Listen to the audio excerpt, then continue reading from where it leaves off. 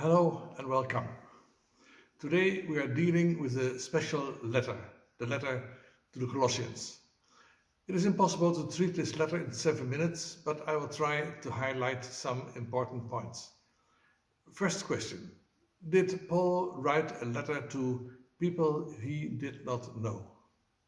The second question we ask: what was the problems of the Colossians? The third question we will ask is: who is Jesus Christ really?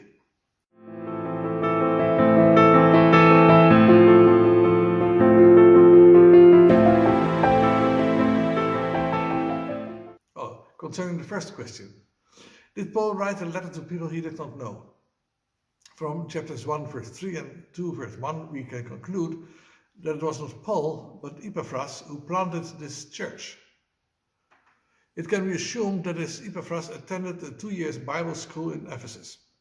In the book of Acts chapter 19 we read about these lectures. That also says that all those who lived in Asia heard the word of the Lord. It is likely that these believers, after attending the lectures, traveled through the area preaching the word. One of them was Epaphras. He was from Colossae, which was in Asia, that is the present-day southwest Turkey. It was a city circa 200 kilometers east of Ephesus. Not far from Colossae, there were also 2 other cities, Laodicea and Hierapolis. Probably these 3 churches have been planted by the work of Epaphras. That would also be the reason why these 2 cities are being mentioned in chapters 2 and 4. And that this letter also had to be read out loud in Laodicea. So it seems Paul did not know these people in Colossae. Today, there's nothing left of Colossae. When we drove this 1 kilometer, see the sign in the background, to the excavation site, there was nothing to be seen there. And that is still the case. On the other hand, in Laodicea and in Hierapolis, there's still much to be seen from that period in history.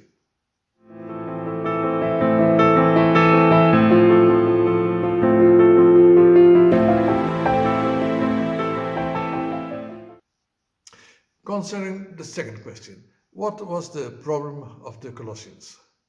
We have noticed in the previous videos that each letter in the New Testament has its own subject. The letter to the Romans, the gospel for Christians. The letter to the Corinthians, church order. The letter to the Galatians, the Christian and the law. The letter to the Ephesians, the heavenly places. In Colossae, there were other problems. After the church in Colossae had started, various false teachings arose. For example,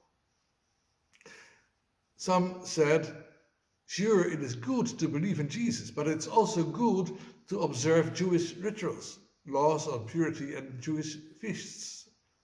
Not only that, they said, believing in Jesus is good, but there's much more. Philosophies and things like that, worship of angels, it can enrich our faith. So in short, these false teachers said believing in Jesus is good, of course, but there are many other deep and interesting insights that are also important for your faith. As soon as Epaphras realized this, it was so important to him to hear what Paul would say about this that it made him travel to Rome. When Paul heard what Epaphras reported, he immediately wrote this letter to the Colossians, in which he asserted that everything we need is to be found in Jesus. We need nothing more, for in him all the fullness dwells physically, and you are perfected in him. Or to put it another way, you are completed or brought to fullness in him.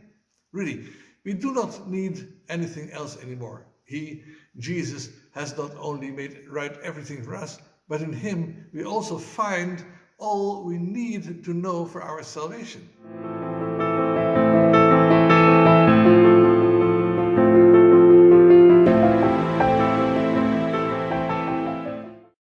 Now as to the third question, who is Jesus really?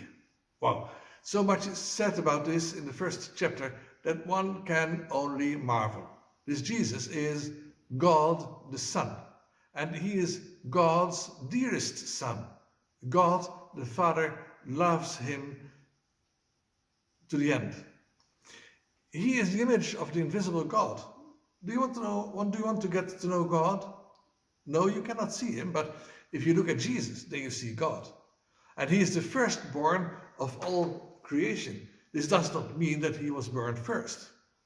No, it means he is the most important person in the whole creation. No one can get past him.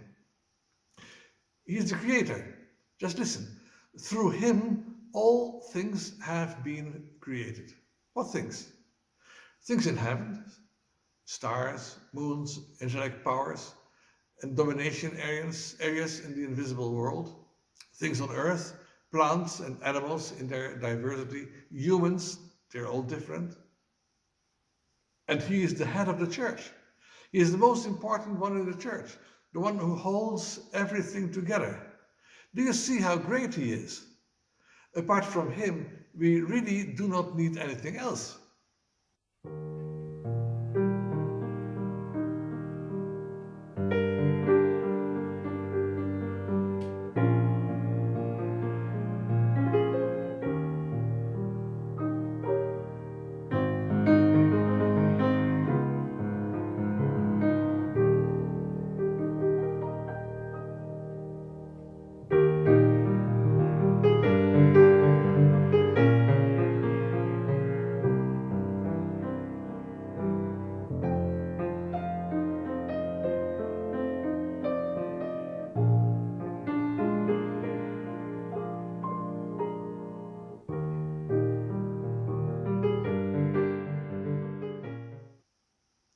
I know there's much more in this letter.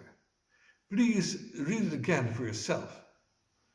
Next time we deal with the first letter to the Thessalonians. Until then, God bless you, your Wim Hoddenbach.